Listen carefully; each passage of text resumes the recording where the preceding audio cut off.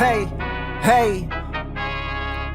Really the only thing that gon' be normal is distribution. Normal folks gon' infuse some. Optimize your lineups and you feed the rest, you mute them. Turning it up, these numbers are loud. Peeping this game from a nimbus is wild. Making it rain. While I embrace all this risk, I'm insane. Talking about that BestBell, I'm the best tail. Into the next world. Guess I got next still. BestBell, I'm the best rest till into the next world. Guess I got next still.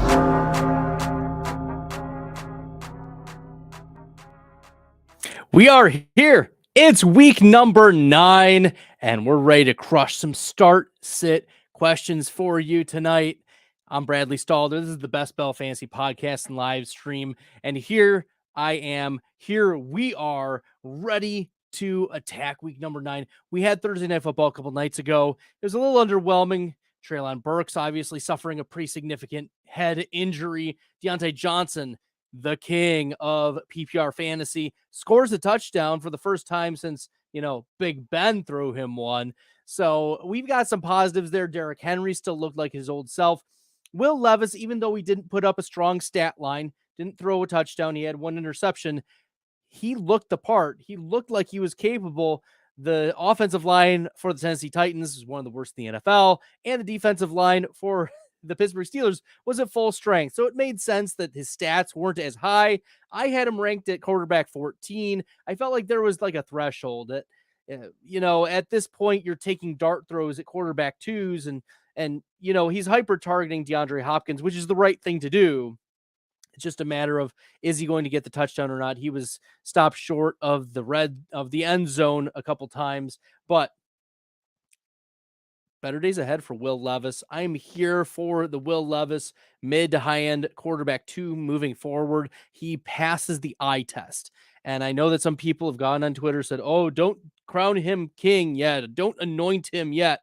We can anoint him. He looks the part. We knew right away Zach Wilson wasn't the answer. We knew right away that there are other first-round quarterbacks. They just don't look the part.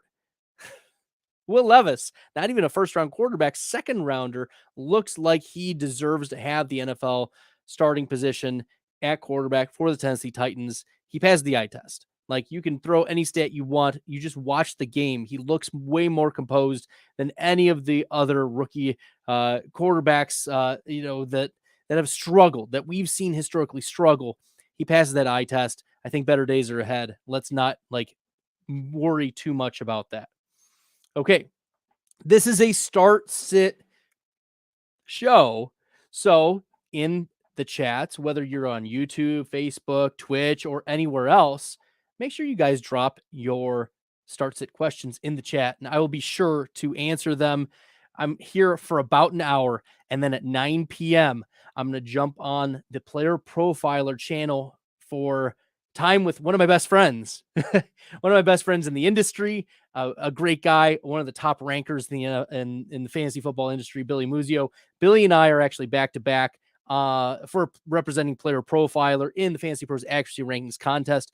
We are respectively 29th and 30th in that contest out of over 200 rankers. So we're giving you elite advice. When I'm done here, go over to the Player Profiler channel at 9 o'clock Eastern, and we're going to give you some great rankings tips as well.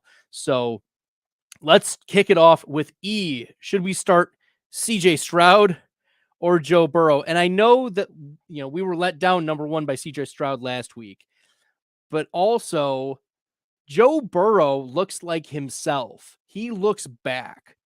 And that's why we need to have a lot of confidence. Not only is this game projected to be a high over-under, but also we've seen over the last however many games, Joe Burrow play like his Pro Bowl self.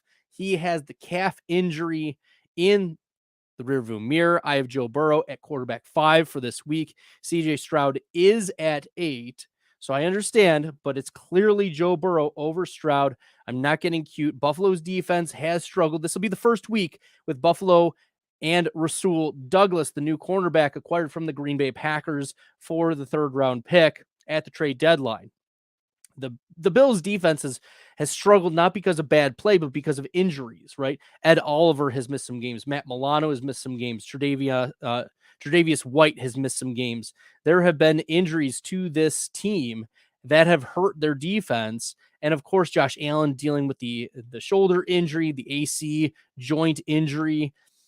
So I understand that the Buffalo Bills have historically usually been a pretty strong defense, but let's not get cute. We're starting Joe Burrow this week.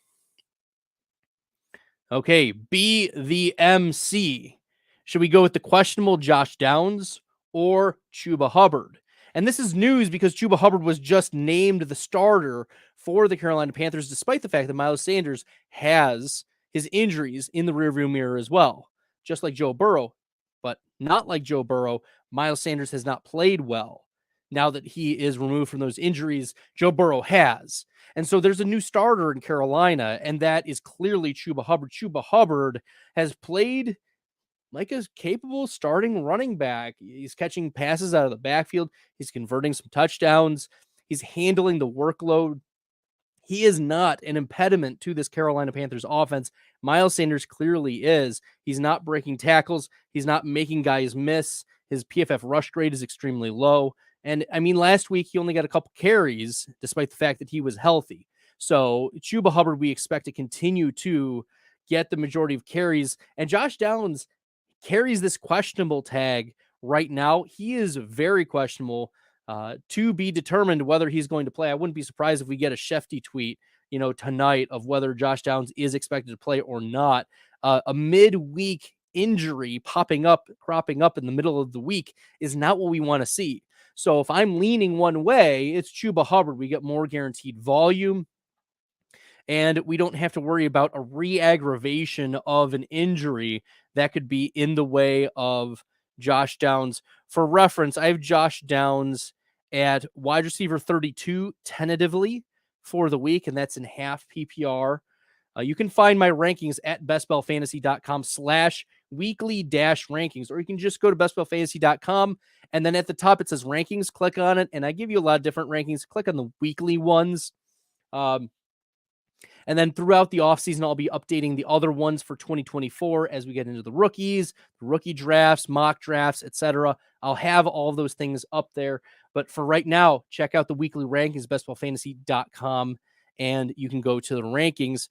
For reference, Chuba Hubbard is my running back 19 against Indy. Indy is not a difficult matchup. Typically, running backs play very well against the Indianapolis Colts. And so I have Chuba as a mid-pack running back too.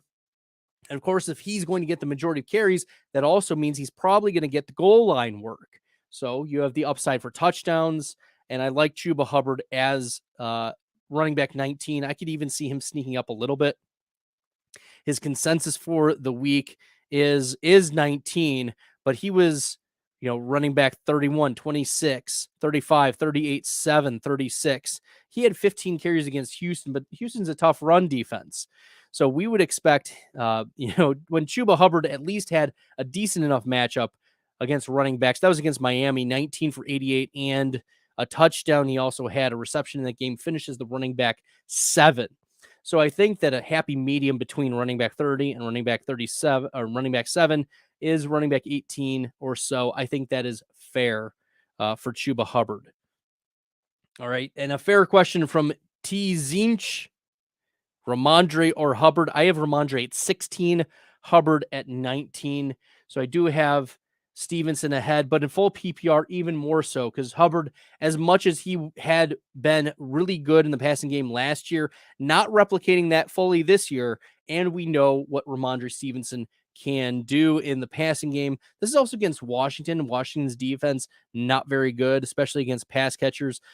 We have to be encouraged by Ramondre over the last 3 weeks, 16 targets out of the backfield, even though he hasn't eclipsed, more than 10 rushes in the game. He's still very, very involved in this offense. And in a game where there's going to be a lot of dink and dunks, there's going to be a lot of movement. Washington is not going to hold the Patriots. As bad as the Patriots offense has been, Stevenson full PPR is the play. Okay, we're going to pick one. Gus Edwards, Chris Godwin, or Rashee Rice. I think it's Godwin over Rice pretty comfortably. As much as I do like Rashee Rice, and I think that this week could be the week where it's the breakout. It's Kansas City in Germany for the Miami game. It's going to be a nice over-under. We like that. But Rashee Rice, I have at 35. Chris Godwin, I have 23. So pretty comfortably ahead in half PPR. The question is Gus Edwards then. So is it Gus Edwards or Godwin in half PPR? Let me just pull up the flex rankings. Fantasy Pros auto changes the flex rankings based on where I rank the wide receivers and running backs. So we can take a look at where the auto is. Gus is at 44th overall, and Godwin is at 46th overall. So Edwards over Godwin in half PPR is the way my rankings shake out. Serendipity trick shots. Do I start Hollywood Brown over any of these guys? Downs, Myers, or Michael Thomas? So we get news that Clayton Tune is expected to be the starter. Remember, Clayton Tune had one of the best PFF passing grades last year among all college quarterbacks. Now, the question is, can this translate to the NFL? It remains to be seen. But that's the risk.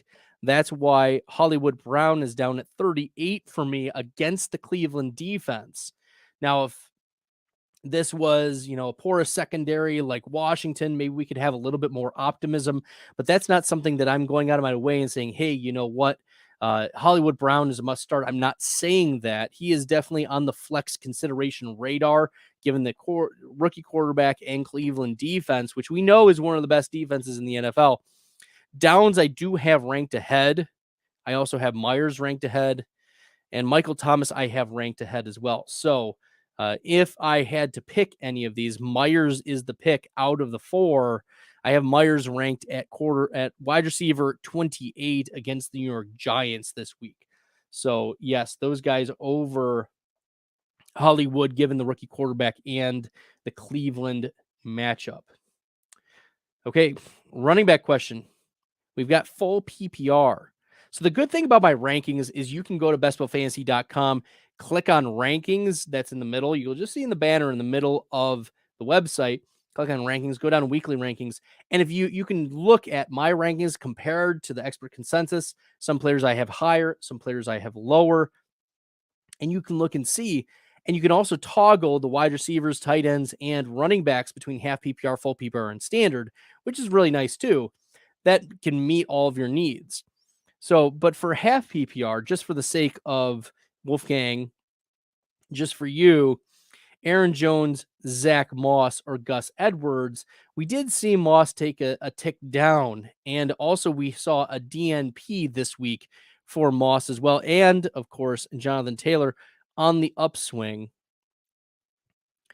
Right. Taylor this past week, 10 fantasy points, 12 for 95 with a catch for 2 yards. He did finish as the running back 21 against New Orleans, but we know New Orleans is always a tough defense.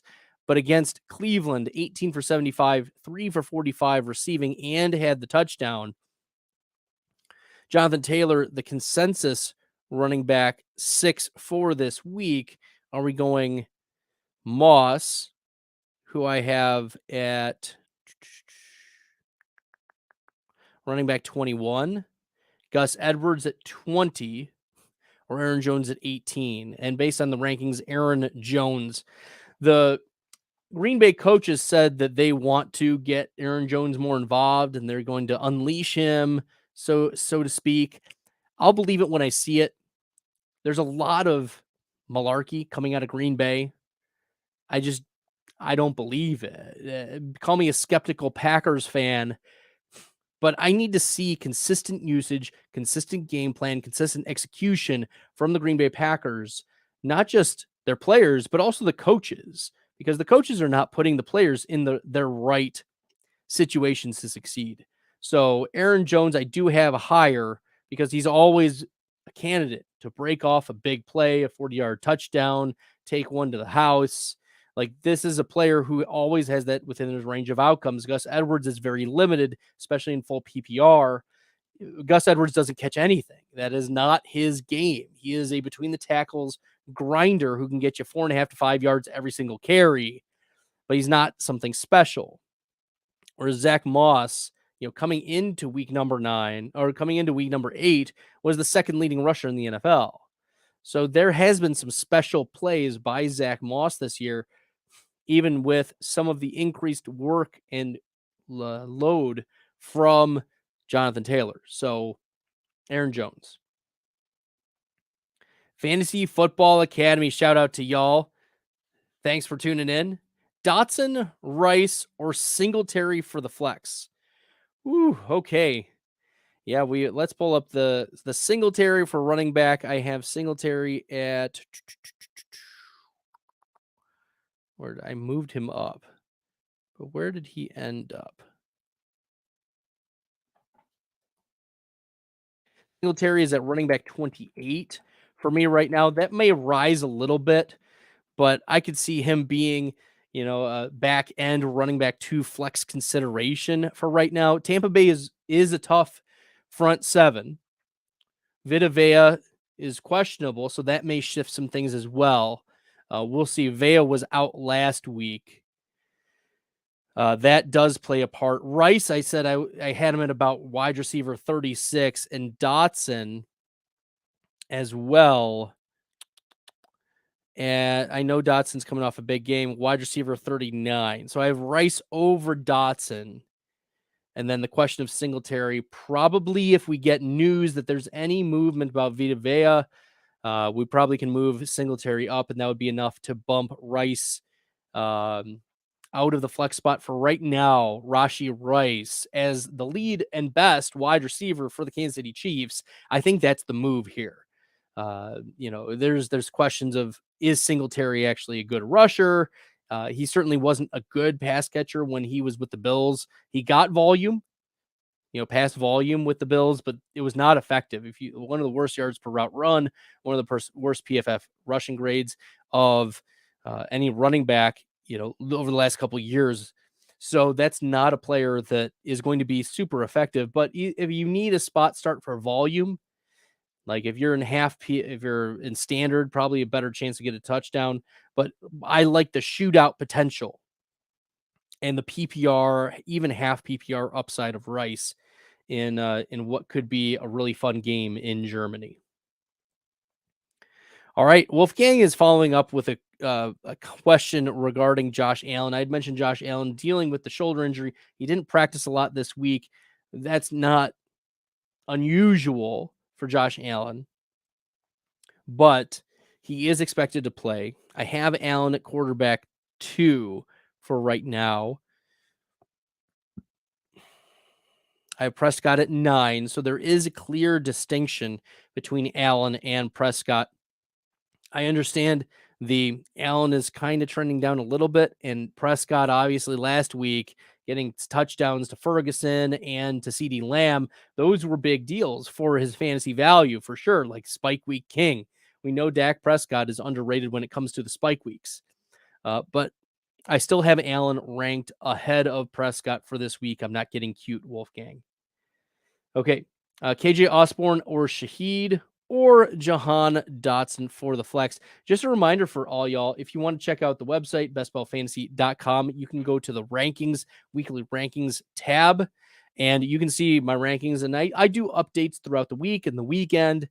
So one last update will probably be tomorrow before the games. So check those out. But remember, KJ Osborne has Jaron Hall, the quarterback, BYU quarterback. That was Puka Nakua's quarterback in college. So if that means anything to you, I have Dotson at wide receiver 39, as I said. Rashid Shaheed, I have at 43. So Dotson over Shaheed. And then KJ Osborne, I have at 47. So we have Dotson, Shaheed, and then Osborne is how I've ranked him. Okay.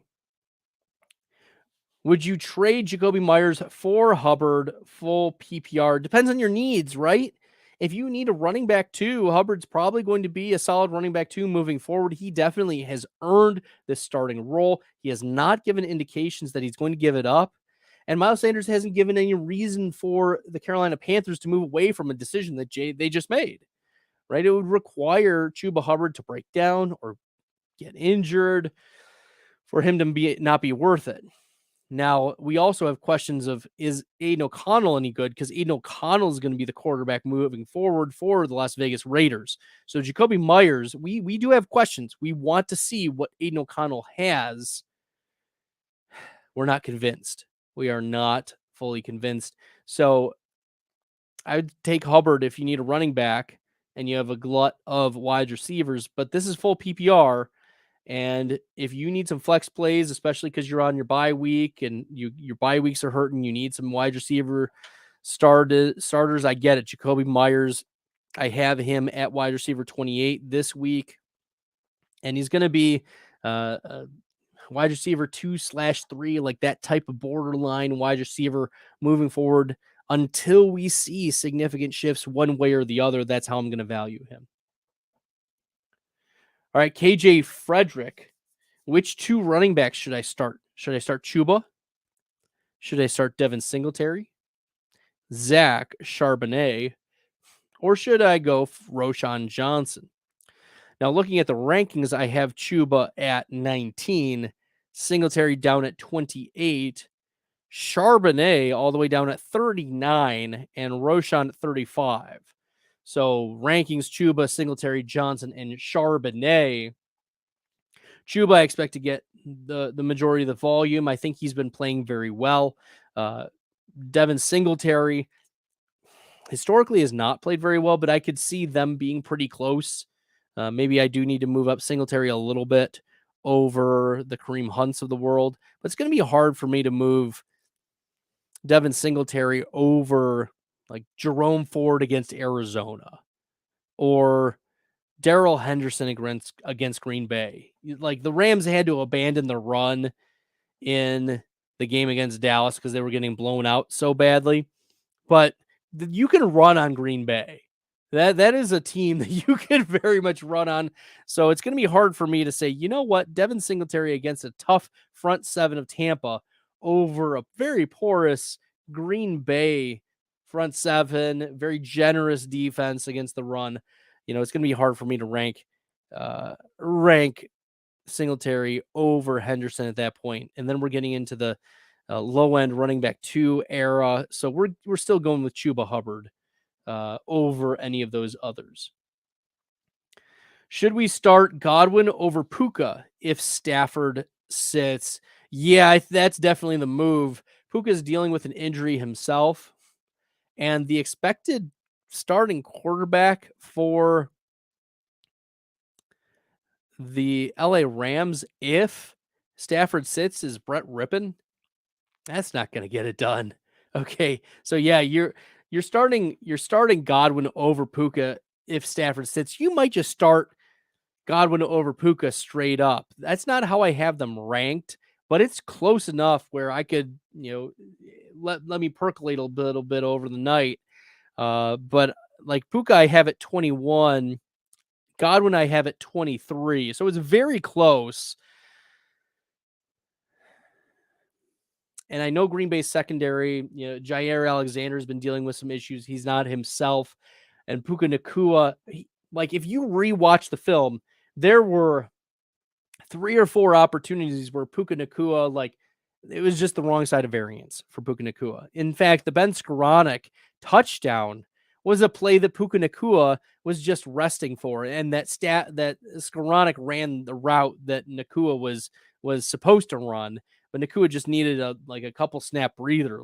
It just happens, and so Skoranek was open, and he got the touchdown. So Puka Nacua, there were plenty of opportunities throughout the game where that particular role was very useful.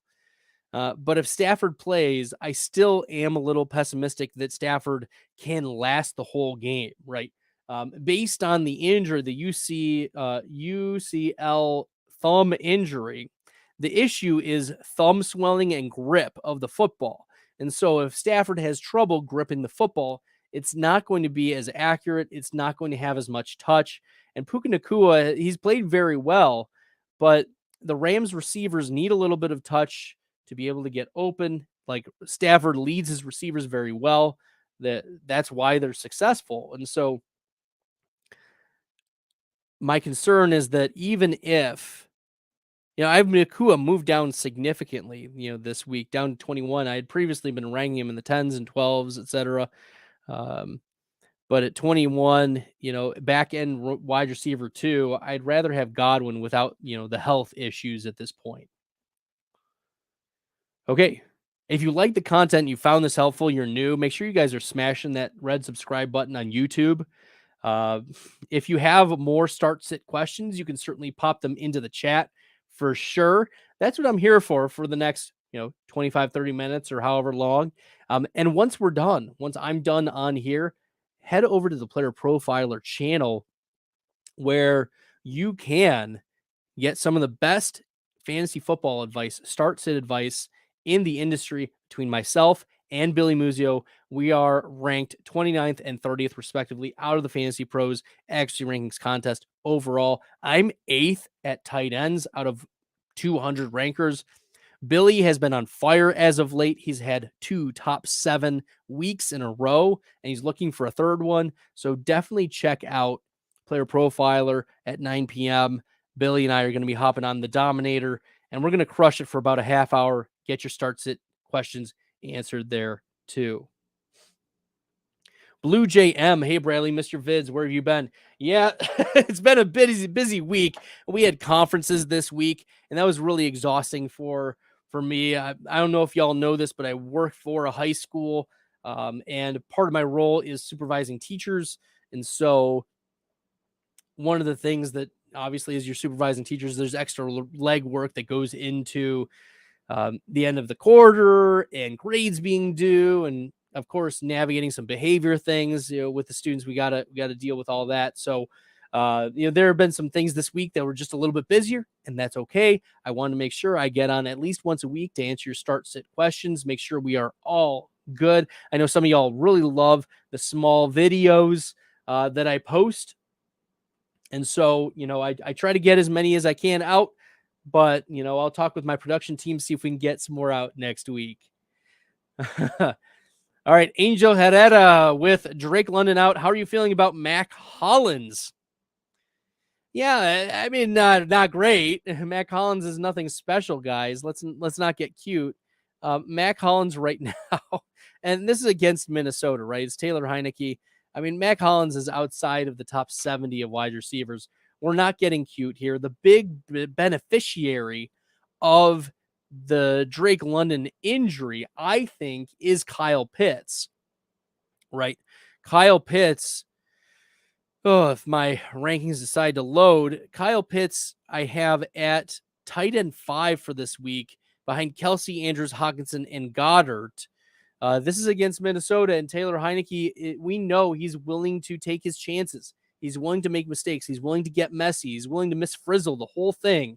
And, I mean, Desmond Ridder is just too conservative. Now, will our coach, our favorite coach in the NFL, right, our favorite coach to make fun of, Arthur Smith, will Arthur Smith allow Heineke to go a little wild?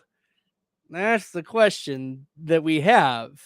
And I think at least for Pitts, there's going to be a consolidated target share against Minnesota. Like Pitts is going to be the best offensive player outside of Bijan Robinson on the field. And we know how Arthur Smith treats Bijan Robinson. So hopefully it's just Kyle Pitts then, getting these very valuable down the field touches. Give me some Kyle Pitts. I have him ranked ahead of Jake Ferguson, ahead of Dalton Schultz, ahead of Trey McBride for this week. So I think the big beneficiary is Kyle Pitts. Maybe you'll sprinkle in a little bit of Cordero Patterson. Maybe you'll sprinkle in some Van Jefferson as well. Mac Hollins, fine. If you want like desperation, you need like 5 points from a guy. Mac Hollins has life now, but I'm not going hog wild. I don't view Mac Hollins as a handcuff wide receiver. Like we often talk about handcuff running backs in the NFL. They immediately step in if the starter is injured. It's a 1-to-1 replacement. That's not necessarily how it works for wide receivers, sometimes for tight ends, but not very often for wide receivers. And so I don't view Mac Hollins as a 1-to-1 replacement for Drake London in the handcuff sense.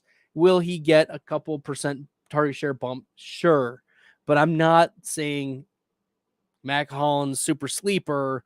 I mean, anything can happen. He is a big play wide receiver. All he needs is like 1 40-yard catch for a touchdown for him to pay off, right? And that's within his range of outcomes because all he does is he runs go routes. He's not a refined route running wide receiver, but he can make big catches. He's a big bodied guy. He can make contested catches, but he's not a guy who's going to command like 12 targets. I'll eat a sock, live if, Mac Hollins gets 12 targets in this game. So, or more, fine. The 12 or more targets, I have to eat a sock. There you go. William Watkins, thanks for tuning in. What are your feelings on Demario Douglas, the wide receiver for the New England Patriots? And this is very interesting for a couple reasons. One, Kendrick Bourne is out for the season with an ACL injury. The other sneaky piece, well, actually, there's two sneaky pieces. One, so first, of course, I mentioned Kendrick Bourne. Second is Devontae Parker has been ruled out for this game, another wide receiver who historically commands a 10 to 20% target share. When more in his prime, he was getting like 20 to 22%. Now it's down to like 15 to 10%. But those players are both out. Now that leaves the Hunter Henrys of the world, and it leaves the Demario Douglas for the world. And so Douglas, he's projected to be the lead receiver for the New England Patriots. He ran 84.4 of the routes. He had a 24.1% target share, 27% air yard share, and 29% first read share.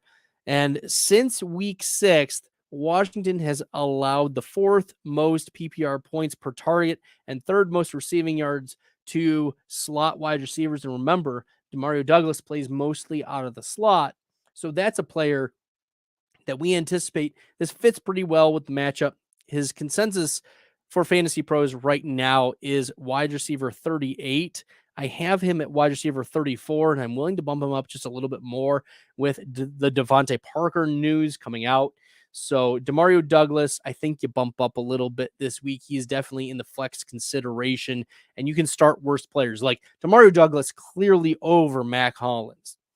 But Demario Douglas, I have ranked ahead of Rashid Shaheed, ahead of Elijah Moore, ahead of Jaden Reed and Michael Gallup. Like you're starting Demario Douglas over those guys this week, over Tyler Boyd. Chuba or Moss in the flex. I have Chuba ranked higher than Moss, but it's close. It's almost a coin flip. Blue Jay, Khalil Herbert is available as a free agent. Is he worth a stash? Because he come off IR soon? Absolutely. These are the running backs that you need to be stashing. They're running backs who did not lose their job because of poor performance. The only reason Donta Foreman and Roshan Johnson are getting work is because Khalil Herbert's been injured, and Herbert was the better running back. He was staving off Roshan breakout, right? The only reason Roshan was getting used so much was because the Bears were getting blown out.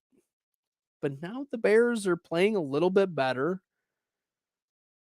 Khalil Herbert is the type of target that you need to be putting on your bench.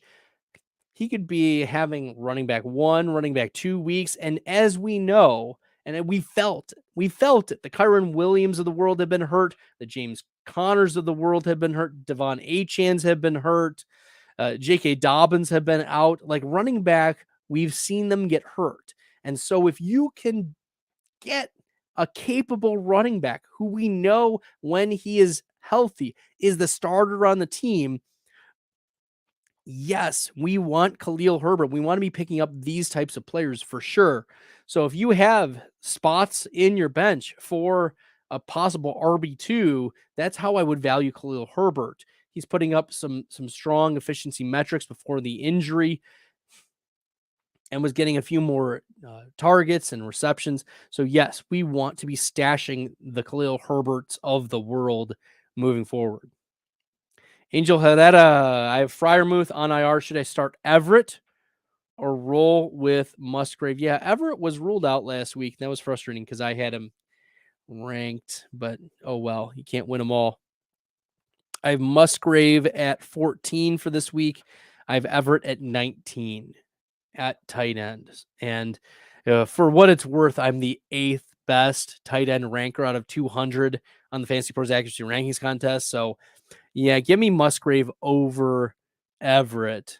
It's Musgrave versus the Rams, Everett versus the New York Jets. So yes, that's how I have them ranked. Cool.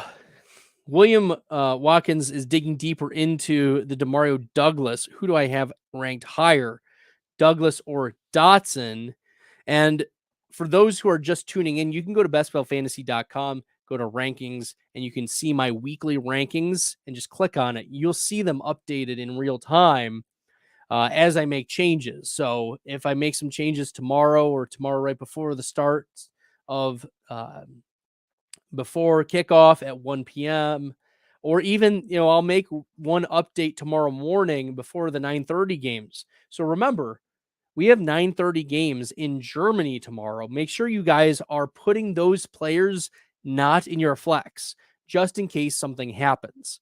So you want to treat those Germany game players, the Kansas City Chiefs and the Miami Dolphins players, as Thursday night players, kind of. So move those players, if possible, out of your flex and put them in your starting spot, starting role. Just a pro tip, right? And treat them like Thursday night players so that you have spaces to be flexible if you need to make some last minute decisions. Great.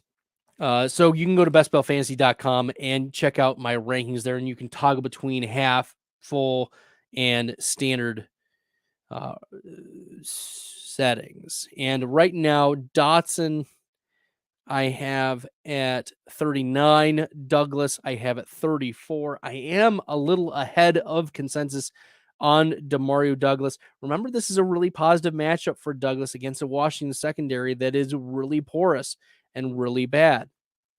And Demario Douglas, over the last few weeks, we've seen 6 and 7 targets against Buffalo and Miami, and now we don't have Devontae Parker and we don't have Kendrick Bourne. So I think we need to move up Hunter Henry a little bit. We need to move up Demario Douglas. I think back end wide receiver 3 to mid pack wide receiver 3 is a fine ranking for Demario Douglas. And he's yet to get in the end zone as well. So I think that this is a player that we want to be ahead of the trend here.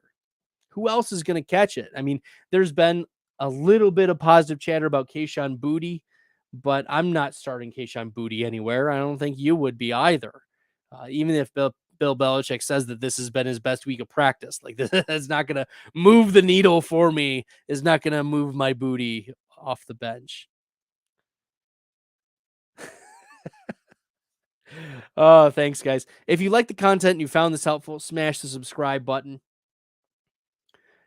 And make sure you guys are putting in your questions into the chat. I'm going to be on here for about 15 more minutes.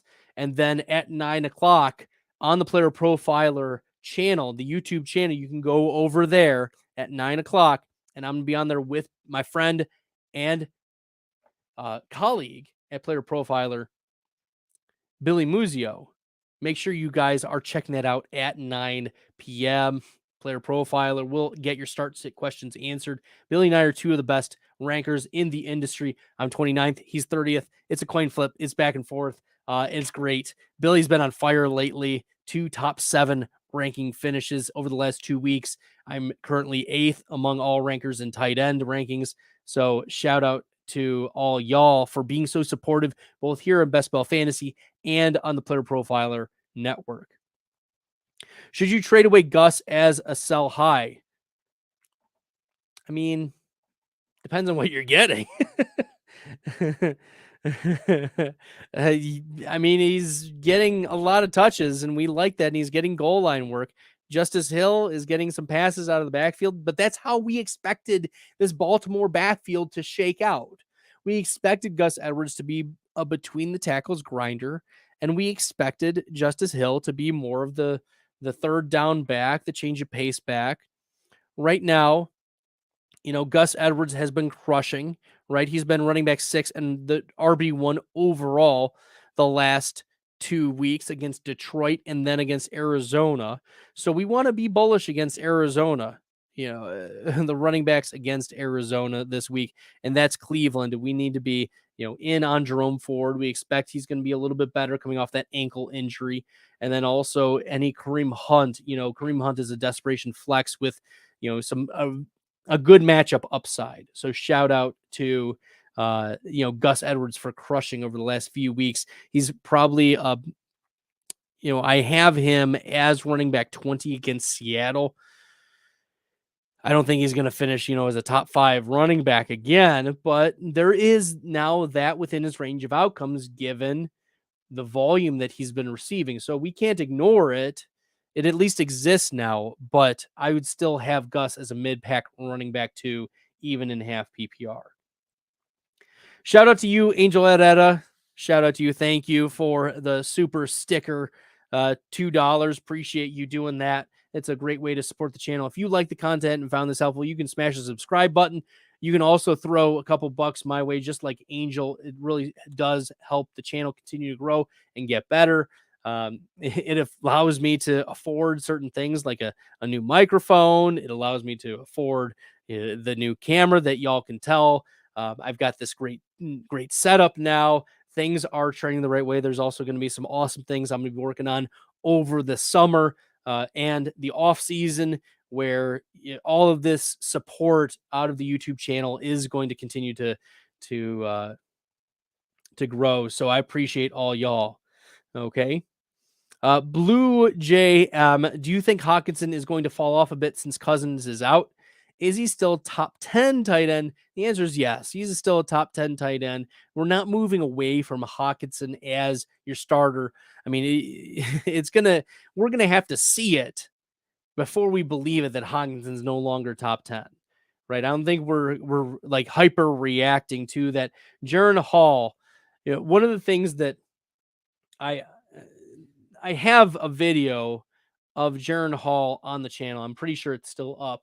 And y'all can check it out. You can search BestBell Fantasy Jaron Hall. But one of the things that I said was that Jaron Hall is probably not a franchise quarterback. He's probably going to be a quality backup.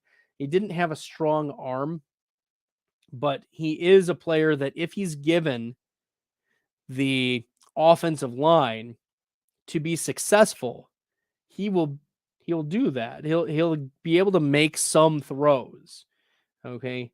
And the Minnesota Vikings rank 3rd among all NFL teams in pass blocking grade in the NFL per PFF.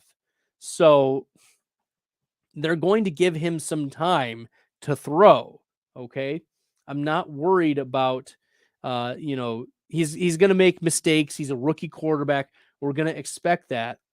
But Kirk Cousins was being given 2.69 seconds. Okay.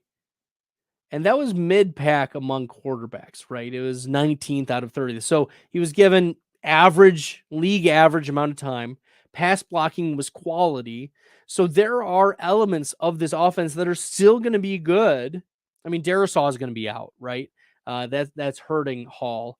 And Jefferson's out for this game. So we're not like super optimistic this first game, but he's going to get his feet wet. And I'm still starting TJ Hawkinson if I have him, unless we have some other, elite tight end. Like I wouldn't mind starting Kyle Pitts over Hawkinson if you're that afraid, but no, we're not starting the Luke Musgraves over Hawkinson. Okay. We're not getting like that cute with regard to the TJ Hawkinson situation. We're not losing our minds over it. We're not starting Jonnu Smith over Hawkinson. We're not starting Michael Mayer over Hawkinson.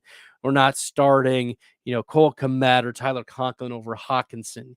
We're not panicking yet. Okay.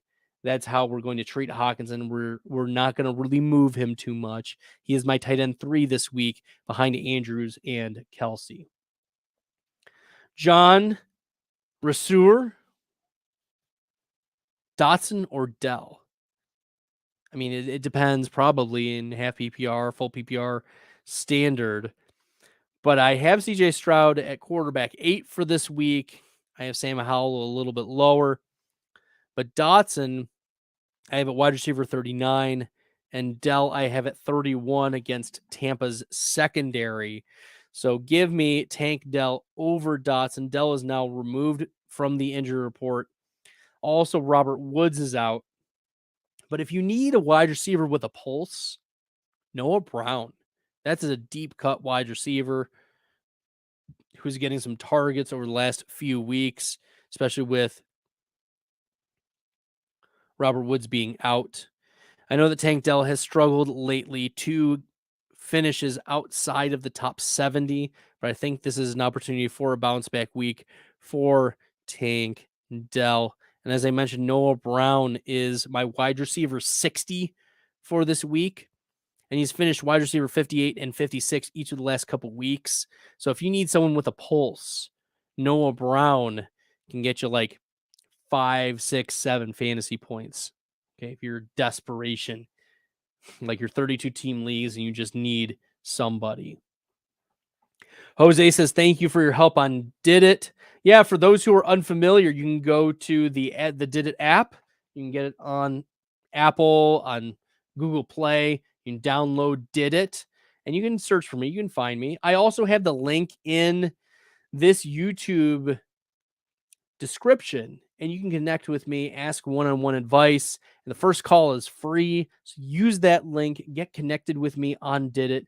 It'll be great. Look forward to connecting with y'all. Jose, obviously very happy with his experience. And I have however many ratings, and I'm at a 5.0. Now I'm waiting for the first person to not rate me a 5.0 just to, it put some humility, give me some humility. But at the same time, that can just be an indicator to you that you're getting some of the best advice in the industry. I'm very thoughtful about my rankings. As I said, top 30 so far this year. I finished 21st this past week. I've had a couple top 15 finishes this year. As I said, 8th right now among all rankers in tight end rankings on the season. So I've been doing pretty well with the rankings. So make sure you check out bestbellfantasy.com, go to the rankings tab, and you can see weekly rankings right there. You can check it out, and I'll be updating it before the 9:30 Germany game, 9:30 Eastern game, and then before the 1 o'clock games as well. So y'all can check out all of those on the website. I think we're almost there. Well, guys, in about 30 minutes, I'm going to be heading over to the Player Profiler channel with Billy Muzio, and we're going to be chopping it up. We're going to have a great time. It is always great.